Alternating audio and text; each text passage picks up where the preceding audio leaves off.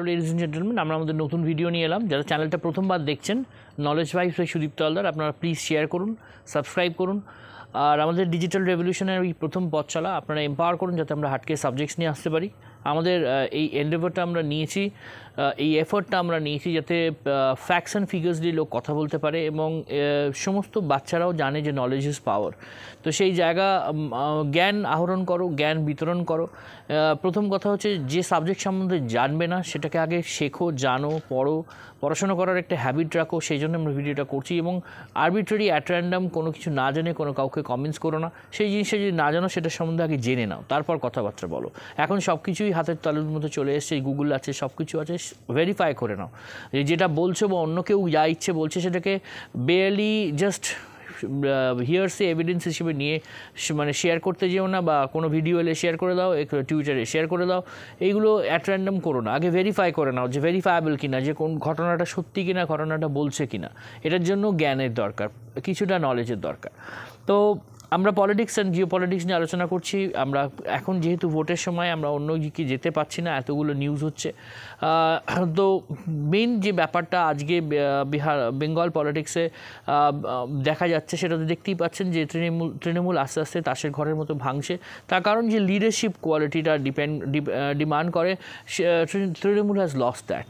কারণ ফ্যাক্ট হচ্ছে যখন থেকে বারবার এই ভাইপোকে, এই অপদার্থ ভাইপোকে দলের প্রথম কমান্ড হিসেবে দায়িত্ব দেওয়া হয়েছে এবং এটাকে শীর্ষস্থানে বসানো হয়েছে, অনেক লোক, যোগ্য লোক একে ভালো চোখে দেখেনি। সেই জন্যই শুভেন্দুর বেরিয়ে যাওয়া, মুকুল রায়ের আগে বেরিয়ে যাওয়া এবং অনেকেই মনক্ষুণ্ণ ছিল। কারণ একটা আন্দোলনে কোনো পথ, মানে কোনো দিন কোনো কন্ট্রিবিউশন নেই, প্যারাট্রুপ করে একটা নেতাকে বসিয়ে দেওয়া, কোনো কোয়ালিটি নেই। এবং সবথেকে বড় যেটা ডিসকোয়ালিফিকেশন হচ্ছে দুর্নীতি, দুর্নীতি আর দুর্নীতি। তৃণমূল এরকম দুর্নীতি পরায়ণ দল ছিল না। হ্যাঁ, ছিল না, কারণ মমতা ব্যানার্জিকে অনেক দিন ধরে দেখছি ছিল না প্রথম দিক থেকে।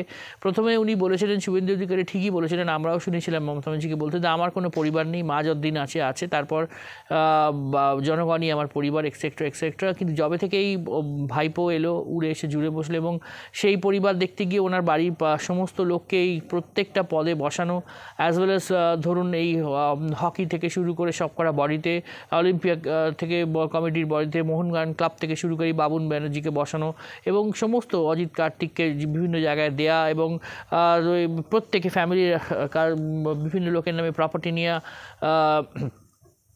এই বেশ কিছু 35টার ওপর প্লট ওই হরিশ মুখার্জি স্ট্রিটে নেওয়া, তার ওপর ওখানে কোনো ডিলিং হলেই সেখানে নেপথ্যে থাকা, এদের হাতছাড়া কোনো ডিলিং হতো না হরিশ মুখার্জি স্ট্রিটের এগেনস্টে। এবং এই যে জিট্টি ভাই এবং বিভিন্ন লোকের সঙ্গে নেক্সাস রাখা, অ্যাজ ওয়েল এস তাদের লতা ব্যানার্জি থেকে শুরু করে প্রত্যেকটা, কাজরি ব্যানার্জি, যে এদের নামে প্রপার্টিজ, হিউজ অ্যামাউন্ট অফ টাকা সাইফেন করা। এবং এই রুচিরা নজিরা, যার বিভিন্ন বিদেশ যাত্রা নিয়ে, তার ওয়েলথ নিয়ে, তার গোল্ড অ্যাকুমুলেশন নিয়ে কথাবার্তা হয়। বিভিন্ন তৃণমূলের আলিন্দেই ঘুরে বেড়ালে শোনা যায় এই যে টলিউডের নেতা নেত্রীগুলো যে হয়েছে, বা এই যে সিনেমা আর্টিস্টগুলোকে মিস ইউজ করা, এটাও এসছে এই দলটার মধ্যে থেকে এসছে। এই ভদ্রলোককে বলতে হবে, কারণ আমরা তো আর বাজে ওয়ার্ড ইউজ করতে পারবো না। এই বলতে পারেন দুর্নীতি পরায়ণ এই ফেরেববাজ ভাইপোর জন্য, মানে এমটি ভেসেল সাউন্ড মাছ, অত্যন্ত প্রগলভ এবং অত্যন্ত ঠুনকো একটা যুক্তি, না কোনো ওয়ার্ডস। মোদির এগেনস্টে কথা বলতে যায়, তার মানে নখের যুগই নয়।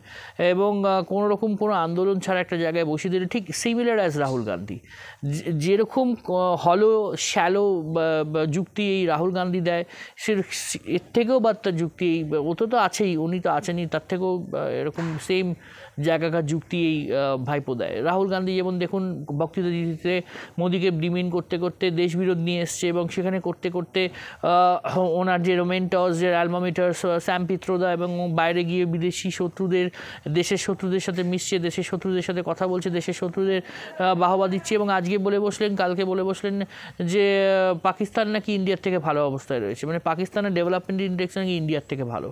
ভাবতে পারেন কোথাকার, ইন্ডিয়া 8.4% জিডিপি রেট প্রজেক্ট হয়েছে যেটা আশাতীত বেটার এবং ওয়ার্ল্ডে কোনো জায়গায় নেই এবং হিউজ প্যারামিটার্সে কাজ হচ্ছে, হিউজ স্কেলে কাজ হচ্ছে। ইন্ডিয়া ইসরোর প্রজেক্ট হিউজ ইনভেস্টমেন্ট আসছে। ইসরো একটা হিউজ ওখানে 109টার ওপর স্টার্ট আপ হয়ে গেছে, 1 লক্ষ কত স্টার্ট আপ তারও আসছে। স্কাই রকেট থেকে শুরু করে হিউজ ইনভেস্টমেন্ট এই কোম্পানিজগুলোর উপর হচ্ছে। ইসরো গাগানয়ানের 4 জনের মধ্যে দেখিয়ে দিলেন মোদি যারা যাচ্ছে, আমরা স্পেস স্টেশন করতে যাচ্ছি এবং শুক্রে মানে ভেনাসে নিয়ে কোনো রকম অভিযান হচ্ছে। তো India is sailing above the high sky এবং এই ম্যান্ড অ্যাস্ট্রোনটস মুনে যাবে। এবং ধরুন তার থেকে বড় ফ্যাক্টরস হচ্ছে এই যে ডেভেলপমেন্ট ইন্ডেক্স, কনস্ট্রাকশন হচ্ছে, ইনফ্রাস্ট্রাকচারাল কনস্ট্রাকশন হচ্ছে, বিভিন্ন স্টেটের ডেভেলপমেন্ট ইন্ডেক্স হচ্ছে, road networks, metros, railway station, superbly built up railway stations, airports etcetera. তো এই যে জিনিসগুলো হচ্ছে, এটা আজকে এই জায়গাটা আজকে আমরা 20 বছর আগে ভাবতে পারতাম না। কারণ এই 10 বছরে এই জায়গায় এসছি আমরা। এই এইমস হচ্ছে, আইএমস হচ্ছে, এতগুলো নাম্বারস অফ এয়ারপোর্টস হচ্ছে, হয়ে গেছে অলরেডি বিল্ট আপ। কাশ্মীরের হাইয়েস্ট টানেল হয়ে গেছে, এতগুলো কাশ্মীরের ওপর আমাদের রেলওয়ে প্রজেক্ট হয়েছে, সব থেকে হাইয়েস্ট জায়গায় ব্রিজ হয়েছে, জজিলা টানেল হয়েছে, এরকম নাম নিয়ে বলা যায় না, এত রোডওয়েজ নেটওয়ার্কসে কাজ হয়েছে। আর সেই রাহুল গান্ধী গিয়ে বলছে যে পাকিস্তানের থেকেও খারাপ অবস্থা আমাদের। মণিশঙ্কর আয়ারের তো পাকিস্তান প্রেম আপনারা দেখেই নিয়েছেন, যে কান্ট্রিটা নিজেই আর সেখানে কেউ থাকতে চাইছে না। মুকেশ আম্বানির ছেলের এঙ্গেজমেন্ট দেখে সেখানে পৃথিবীর 1500 কোটি টাকা খরচা হয়েছে, মানে $1 বিলিয়ন একটা বিয়েতে খরচা। রেহানা 200 কোটি টাকা নিয়ে বেরিয়ে গেলো, যে ইন্ডিয়াকে গরিব দেশ বলে গালাগালি দিয়েছিল। 3টে খানকে জয় শ্রীরাম বলিয়ে দিল এবং মানে ইনক্লুডিং শাহরুখ খান এবং সবাইকে নাচালো। পয়সা কি না করতে পারে ভারতবর্ষ, শুধু নয়, ভারতবর্ষে নাকি গরিবদের দেশ, তারা ভারতবর্ষের পয়সায়, একটা বিজনেসম্যানের পয়সায় তাহলে কী হতে পারে বুঝতে পারছেন? যেখানে শুধু মুম্বাইয়ের জিডিপি হচ্ছে পাকিস্তানের থেকে বেশি। $1 বিলিয়ন পাকিস্তান হাত পেতে নেওয়ার জন্য সারা বিশ্বে ঘুরে বেড়াচ্ছে, IMF দিচ্ছে বিভিন্ন লোনের শর্তে, আর সেই রাহুল গান্ধী বলছে যে আমরা নাকি পাকিস্তানের থেকেও খারাপ রেটে যাচ্ছি। ভাবতে পারেন এরা কতটা মূর্খ। এর আগেই বলেছি, আমাদের ভিডিওটা দেখে নেবেন, যে ঐশ্বর্যা রায় বচ্চন যে ছিল না রাম মন্দির উদযাপনে, তাকে নাচানিয়া বলে একটা কমেন্ট করে অমিতাভ বচ্চন এবং অভিষেক বচ্চনকে অপমান করে, তাদের পরিবারকে অপমান করেছে। কোনো স্পিকটি নট, বুকে জিপ লাগিয়ে দিয়েছে এই আমাদের ইন্ডি জোটের একটা, না মমতা ব্যানার্জি, না তেজস্বী যাদব, কেউ কোনো কথা বলবে না। কিন্তু এটা বিজেপি হলে রে করে আসতো, ইন্টারন্যাশনাল নিউজ হয়ে যেত। আজকে যে দেশের এগেনস্টে এতগুলো কাজ করছে, সেখানে কোনো কথা নেই। ওদের একটা গঠবন্ধন একটা র্যালি হলো, সেখানে কতটা হলো পলিটিক্স দেখুন। সেখানে লালু প্রসাদ যাদব এমন একটা কমেন্ট করলেন, যেটাকে আবার প্রধানমন্ত্রী এই ভোটের সময় দামাবাজি দিয়ে চলে গেলেন। উনি বললেন প্রধানমন্ত্রীর পরিবার নেই কেন, পরিবার বাড়েনি কেন, পরিবার হয়নি কেন, মানে হিনটা খুব নিচু, বিলো দ্য বেল্ট বলতে গেছে। উনি কেন বিয়ে করে বুকে রাখেননি, ওনার ফ্যামিলি রাখতে চাননি, কেন উনি বিয়ে করা বউকে রাখেননি, এটা হলো মেন গন্তব্যের পথ, মানে বিলো দ্য বেল্ট হিট করা। উনি তো প্রথম দিন থেকে বলছেন সংসার ওনার নয়, উনি সরে এসছেন সেই জায়গা থেকে। তাই জন্য প্রধানমন্ত্রী সুযোগ পেয়ে বলতে শুরু করে দিলে যে সারা ভারতই তার পরিবার, এবং প্রত্যেকটা জায়গায় উনি খেলতে সুযোগ পেয়ে গেলেন এরকম জিনিসটাকে ছক্কাটা মারার, ফুল টসটা পেয়ে, যে হ্যাঁ আমার নিজের পরিবার হয়নি বটে, কিন্তু 140 কোটি দেশই আমার পরিবার, এখানে প্রত্যেকটা মেয়ে, বাচ্চা, বুজুর্গ সব আমার পরিবার। তো এই যে জায়গাটা কোথায় অপরচুনিটি লুকিয়ে আছে সেটা নরেন্দ্র মোদী জানে, এবং সে এতটাই শিওর। আগের দিনই বললাম যে ক্যাবিনেট মিটিংয়ে করে বলেছে আগামী 100 দিন কী হবে, আমরা ফিরে আসি, তোমরা রূপরেখা তৈরি করে রাখো। এবার আপনি বেঙ্গলে দেখুন কোন জায়গায় যাচ্ছে, এবং সেখানে তৃণমূল তাসের ঘরের মতো ভাঙছে। কারণ তাপস রায়ের মতো নেতা, সে যে দল ছাড়লো, তাকে বোঝাবার জন্য ব্রাত্য বসু এবং কুণাল ঘোষ এসেছিলেন। কুণাল ঘোষের সম্বন্ধে খুব কম কথাই বলা যায়, কিন্তু তিনি আবার যখন বোঝাতে এসছেন, যে ওকে বোঝাতে এসে দলের ভালোর জন্য, তারই সেই শোকজ খেয়ে বসে যাচ্ছে। মানে কোথায় দলের অবস্থা সেটা তাপস রায় বলেইছে, যে দলটা কীভাবে চলছে বোঝা যায়, যে কাকে ছাড়াবে, কাকে সরাবে, কাকে সাসপেন্ড করবে তারা নিজেরাই জানে না। কারণ এই ভাইপো এর আন্ডারে দল থাকতে পারে না। এই ধরনের দ্বিচারিতা, এই ধরনের দুর্নীতি অনেকেই সহ্য করতে পারছে না। যারা পুরনো, আমরা তো বলছি এই দলটাকে আমরা পুরনো অবস্থা থেকে দেখেছি, এত দুর্নীতি পরানো তখন ছিল না। এবং এই অভিষেক ব্যানার্জির আগমন না হলে দলটা এইরকমভাবে আপাদমস্তক দুর্নীতি পরানো হতো না। 7000 পুলিশ নিয়ে বড় বড় বুক ফুলিয়ে কথা বলে, নরেন্দ্র মোদীকে মোকাবিলা করার কথা বলে, শ্যালো পলিটিক্স করে, বুলি দিয়ে কখনো সেই আন্দোলনও করা যায় না, সেই জায়গায় নিজেকে নিয়েও যাওয়া যায় না। এখানে বেশ কিছু ওই কী বলবো, বস্তিতে থাকা, একদম বস্তিতে সবাই খারাপ হয় না, কিন্তু একদম নচ্ছার উচ্ছার যেগুলো ছেলেপুলে আছে, যাদের ওই চুলে স্টাইল এবং একটা মডিফাইড বাইক হলেই তারা মনে করে এটা উন্নতি, তাদের কাছে উনি রোল মডেল হতে পারেন, অন্য কারোর কাছে নন। কারণ he has no ethics, he has ruin the party, he has been instrumental in cutting across the party, and he has been instrumental in actually implementing such rules that many of the Trinamool leaders, many of the leaders who were there in the Andolan for defeating CPIM dispensation have felt that they have been cheated, including us. আমরা ভাবতাম যে আমরা যে এই CPIM নামক এই বড় বড় পাথরটাকে সরিয়েছি, একটা বিরাট স্বাধীনতার দিন ছিল, আজকে এই ফেরেববাজ ভাইপোর জন্য আমাদের এই দিনটা দেখতে হলো, যে সেইটাকেও স্বাধীনতার দিনটাকে আমাদের মার্ড হয়ে যেতে হলো এইরকম একটা নচ্ছার পার্টিটাকে জায়গায় দাঁড় করিয়েছে বলে। একটা প্রাইভেট লিমিটেড কোম্পানির মতো করেছে, যেখানে পিসি ভাইপ এবং তার পরিবার বেনিফিটেড হচ্ছে, এবং বেশ কিছু শাহজাহান তৈরি করে রেখেছে। আজকে কালকে দেখলেন শওকত মোল্লা, যার হিম্মত ওই আরাবুলের মতো ওই জায়গায় যেখানে বোম মেরে বেঁধে তার হিম্মত চলে, সে আবার শুভেন্দু অধিকারীকে শাসাচ্ছে।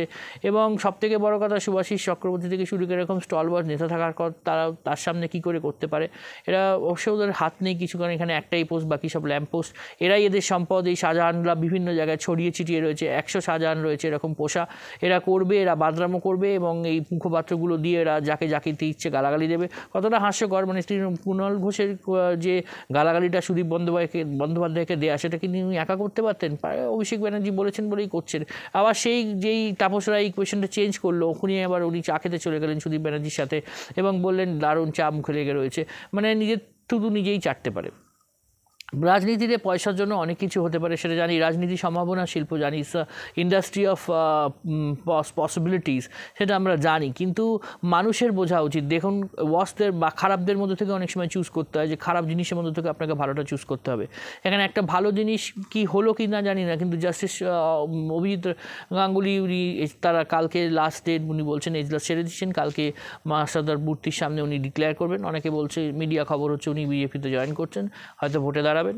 ভালো নতুন ইনিংস খেলতে শুরু করছেন, যে ইনিংসটা হয়তো এইখানে জজ হিসেবে রাখতে পারলেন না বা করতে পারতেন না, সেখানে উনি ফাঁকা মাঠে ময়দানে করতে পারবেন পলিটিক্সের অ্যারিনায়, এবং এই ধরনের সৎ লোকের আসা উচিত। ডেফিনেটলি একটা গিভ অ্যান্ড টেক থাকে, গিভ অ্যান্ড টেক থাকতেই হবে। গিভ অ্যান্ড টেক ছাড়া দুনিয়া এখন চলতে পারে না, কারণ এখানে শুধুই এথিক্স দিয়ে কাজ হয় না। আমরা মানছি এখানে ব্লেন্ডেড এথিক্স হতে হবে। সিস্টেমের মধ্যে না ঢুকলে আপনি সিস্টেমটাকে পরিষ্কার করতে পারবেন না।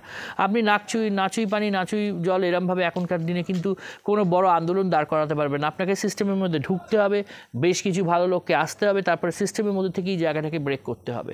নইলে এই যে লোকগুলো আজকে এই বাঁধরামোটা করছে, সেই জায়গায় বেশ কিছু রোল মডেলস আপনি দেখতে পাবেন না। কারণ তৃণমূলের কাছে রোল মডেলস কারা? এই শাহজাহানরা, এই শওকত মোল্লা, এই আরাবুল, এই আপনার যে আজকে রমেন্দু সিনহা রায় একজন বললেন, এটাও একটা বড় কথা। আমরা হয়তো আর একটা ভিডিও করলাম এর নিয়ে, যে কোনো হিন্দুদের মধ্যে কোনো রকম জায়গা দেখলেন কোনো রকম আওয়াজ উঠলো, উনি বললেন রাম মন্দির নাকি একটা অপবিত্র জায়গা। কারণ হচ্ছে যেহেতু মোদি এটাকে ইনঅগারেট করেছে এবং এটা অপবিত্র জায়গা, সেখানে যাওয়াটা কোনো হিন্দু ধর্মের পক্ষে নয়। কিন্তু এই যখন নুপুর শর্মা যখন হাদিসের একটা সঠিক জিনিস স্টেট করেছিল, তখন সারতান সেজদা করতে গিয়ে মহিলাটাকে ঘরে ঢুকিয়ে দেওয়া হয়েছিল। সারা ইন্ডিয়ান কমিউনিটি, জাজেস থেকে শুরু করে এই ইন্টারন্যাশনাল কমিউনিটি রেড়ে করে এসেছিল। আজকে শুভেন্দু অধিকারীর একটা এক্স স্যান্ডেলের শুধু প্রোটেস্ট ছাড়া, কয়েকটা বিজেপির প্রোটেস্ট ছাড়া হিন্দুরা কোথায়?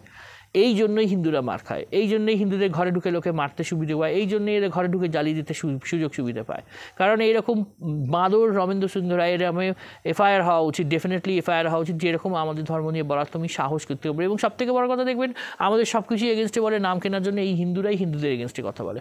একটা মুসলিমকে দেখতে পারবেন, তাদের হাজার গোঁড়া জিনিস থাকলেও তাদের এগেনস্টে তারা কিন্তু বলে না, তারা বলবেই না। হয়তো সে ফ্যাক্ট স্টেট করতে পারে কোনটা গুণ, যেমন রিজওয়ান ভাই করছে, বা যেমন অনেক এক্স স্যান্ডেলে যেমন যে মোহাম্মদ উনি যে এক্সকাভেশনে ছিল রাম মন্দিরে উনি করেছেন, উনি ফ্যাক্ট স্টেট করেছেন। কিন্তু এরকম হিন্দুদের মধ্যে থেকে লোক দেখা যায় যে নিজের ভাষাকেই, নিজের ধর্মকেই এতটাই টেকেন ফর গ্রান্টেড, আমাদের হিন্দু ধর্ম হয়ে গেছে, সনাতন ধর্ম হয়ে গেছে, এতটাই টেকেন ফর গ্রান্টেড করেছে। আজকে যেরকম স্টালিনের ছেলেকে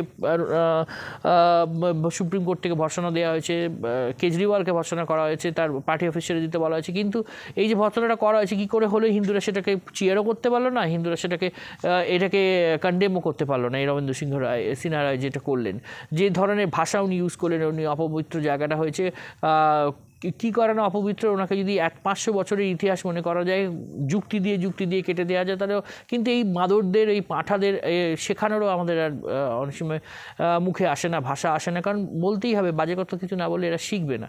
এরা যে ভাষা বোঝে সেই জায়গায় এইটা বা পাটকেলটা মারতে হবে, হোক না ডিফর্মেশন। ওরা যখন বলে তখন তো ডিফর্মেশন হয় না, ওখানে যখন বলে তখন তো সুমতো কগনিজেন্স হয় না কোনো কোর্টে। আর হিন্দুদের এগেন্সে তো আপনারা বলেই দিচ্ছেন, হিন্দুদের এগেন্সে দেখছেন শেখ শাহজাহান এত কিছু করে গেল, সেখানে সুমতো কগনিজেন্স হলো না, সেখানে মামলা এখনও স্টিক করে রইল, বলছে শুনে অর্ডার রিজার্ভ রাখবে, ইডি নেবে কি নেবে না, এটা তো আবার শুনতে হচ্ছে, দেখতে হচ্ছে, জানতে হচ্ছে, এতদিন টাইম লাগাতে হচ্ছে। কি যে জুডিশিয়ারি কতদিন দিয়ে টাইম নেবে কি জানি না, কিন্তু আপনারা তো বুঝতে পারছেন দ্বিচারিতাটা, বুঝতে পারছেন তো ডাইকোটমিটা, বুঝতে পারছেন তো হিপোক্রেসিটা।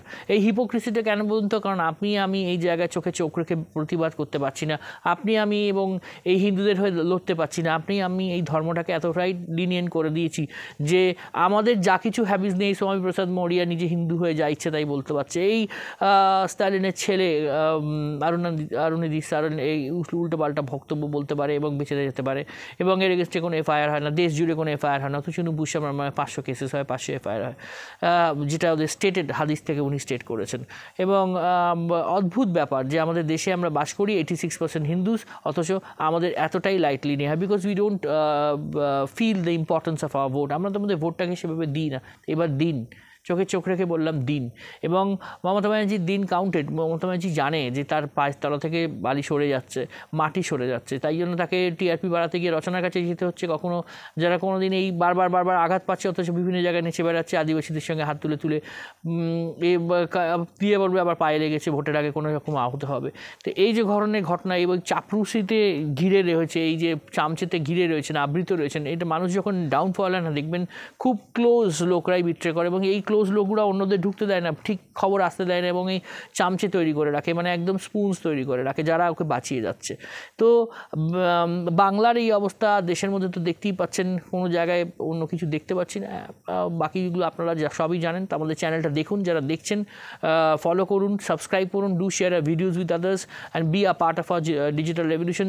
চ্যানেলটাকে ফলো করুন এবং সাবস্ক্রাইব করুন, বেল বাটনটা টিপুন, সমস্ত নোটিফিকেশনগুলো পান, এবং অল বাটনসে টিপুন, যেখানে আপনার নোটিফিকেশনগুলো পাবেন। বাকি ভিডিওসগুলো দেখুন, আমাদের পুরনো 107-8টার ওপর আমাদের ভিডিওস হয়ে গেছে, 12টা-14টা হয়তো হবে। পুরনো ভিডিওসগুলো লিঙ্কে রয়েছে, দেখুন যেগুলো দেখা হয়নি, এবং চ্যানেলটাকে ভিডিওসগুলোকে ভাইরাল করুন, চ্যানেলটাকে সাবস্ক্রাইব করুন। সাবস্ক্রিপশন খুব দরকার, অনেকেই দেখছেন কিন্তু চ্যানেলটা সাবস্ক্রাইব করছেন না, তো ভুলে যাচ্ছেন। সাবস্ক্রাইব করে আপনার চ্যানেলটা দেখুন, এরপর আমরা আরও হাটকে সাবজেক্টস আনবো। Thanks and signing off for today.